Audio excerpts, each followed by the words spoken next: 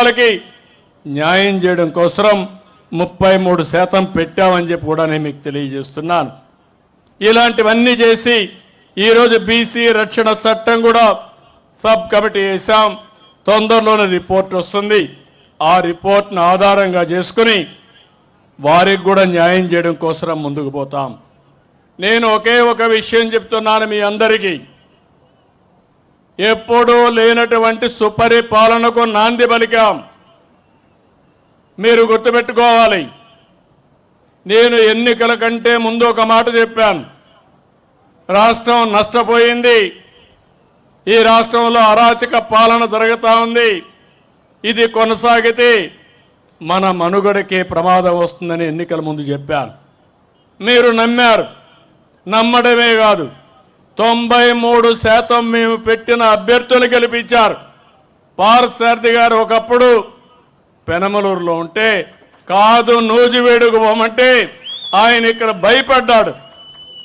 భయపడితే నేను అన్నా, పార్థసారథి గారు మీరు నిలబడండి, నూజివేడు ప్రజల మనసులు నాకు తెలుసు, బ్రహ్మాండమైన మెజార్టీతో మిమ్మల్ని గెలిపిస్తారని ఆ రోజే చెప్పాను.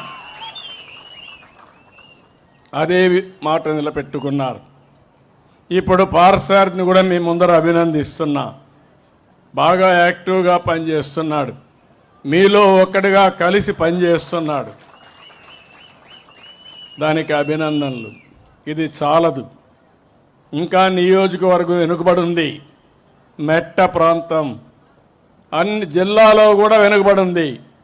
అన్ని విధాల అభివృద్ధి చేసే వరకు ప్రత్యేకమైన శ్రద్ధ పార్థసారథి గారు పెట్టాలి.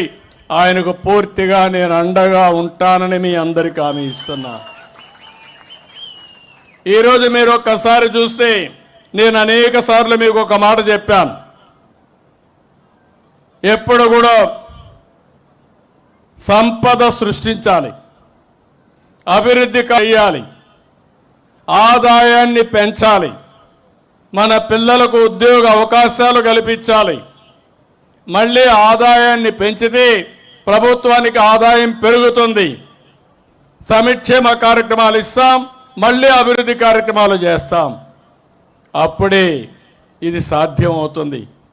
అప్పులు చేసి పంచితే, అప్పులు చేసి అవినీతి చేస్తే ఆ సమాజం మనుగడ సాధించలేదు. ఆ విషయమే నేను ఆ రోజు మీకు చెప్పాను. మీరు నమ్మారు. ఎవరిని పెడితే వాళ్ళందరినీ గెలిపించారు. నేను రాజకీయాల్లో 47 సంవత్సరాల నుంచి ఉన్నాను కానీ తెలుగుదేశం పార్టీ 42 సంవత్సరాల ఎన్నికలు చూశాను కానీ మొన్న చూసిన ఎన్నిక చరిత్రలో ఎప్పుడూ జరగని